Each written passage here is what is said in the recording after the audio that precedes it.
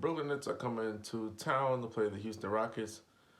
And what kind of fanfare should James Harden expect? Should it be elation, positivity, or should it just be straight nasty, raw?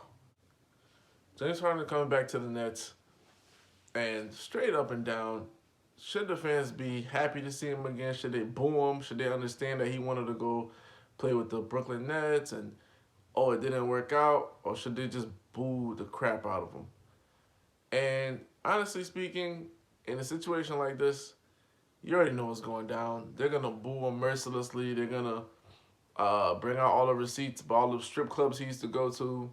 They're gonna try to air his dirty laundry, bring a bunch of signs, and then as he starts scoring, the fans gonna start clapping. Like, because thing is, James Harden's coming in there. He's gonna drop like 30 or 40. They're gonna make it a point to get him the ball at all times. This is like par for the course for these guys. Whenever they get traded, they go back to their town or whatever. Then they score a bunch of points, go off or whatever, and then people are like, all right, it wasn't that bad. It reminds us how he used to play for us. It's real corny.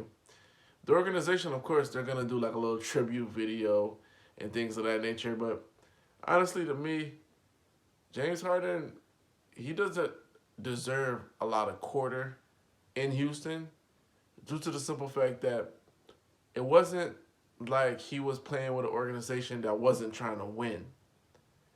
When it all boils down to it, the Houston Rockets let the inmates run the asylum, and when the inmates were upset with everything, they was like, I'm out of here. James Harden got everything he wanted. He got the coaches he wanted. Remember, he got the old coach Kevin McHale fired. So he got D'Antoni.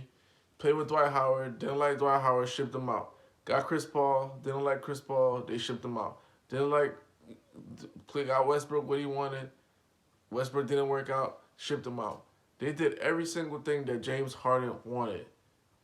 It wasn't an organization that basically was like, well, we're going to do what we feel like doing and, screw you. They always kept James Harden in the forefront of their thinking. They tried to build a team to win. And multiple times, Harden came up short. So while I understand people want to say, like, James Harden won the divorce and the Rockets should be grateful, yada, yada, yada, he came up short a lot. People could say, well, he's a 30-plus point. That's the one, I hate hearing that. He's a 30-plus point scorer during the regular season. He always leads the league in scoring. He's a great assist man. But then when it's like crunch time, when you need him to be the main guy, he's missing, he's part of that 17 missed three-pointers against Golden State. He's part of that Steph Curry dropped 0 in the first half. Steph Curry finishes the game with 31 points, and James Harden's nowhere to be found. Like, that's the kind of player he consistently is. And when the tough gets going, when everything gets tough, he doesn't get going. You saw that against the Clippers when Josh Smith was on the team with the Houston Rockets. Kevin McHale left James Harden on a bench, and the Houston Rockets came back and beat the Clippers without James Harden. It's just like he's very pouty. He's like a pouty person. I'm not gonna say entitled because I don't want to put that out there about him, but just based on his game, like when he's not getting what he wants, he kind of packs it up, and I think that's why he knew he had to necessarily pair up with KD and stuff like that, because he knows, like, just like necessarily by himself, he can't get over the hump. He's never been to a finals just by himself, like him being the main guy. Last time he was in the finals was with OKC. Couldn't get past the Warriors, even though they were up 3-2 on them. Like, and this is what I'm saying. Like, while you want to give him fanfare and elation, facts are facts. He came up short in multiple games, closeout games. Came up short against the Portland Trailblazers. Came up short against the Warriors. Came up short against the Spurs without Kawhi, without Tony Parker. Like, these are some of the things that you can't necessarily write out of history. So while people want to clap their hands, praise him, or some people want to boo him or whatever, facts are facts. He's just not that guy to build your franchise around. People can say he's a 30-point plus scorer. You can say this around him, but when you give him everything that he wants and everything that he needs around him, he doesn't deliver for you. He has to he had to really see this, and this is why a lot of people hate guys that team up and pair up. This is why it's good for them.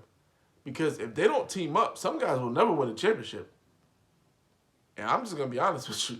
If some guys don't team up and find a way to fix their situation the way they need to get it and get a stacked team, they would never win the title. And so in this regard, I understand where James Harden's coming from. But in terms of the organization and going back to Houston, they shouldn't give him any love. Like, I mean, they built everything around him, for him, specifically for him. They coddled him. They did everything that he wanted, and he left them, hanging in the bag. And, it's rightfully so. Like, you reap what you sow. It's like having a bad kid, and you keep promoting that bad behavior. You never punish them. You never, let them know, this is not the right way to do things. That's what happens. They leave you high and dry holding the bag. Hoops Junction. Who's me, Supla? Like, comment, subscribe.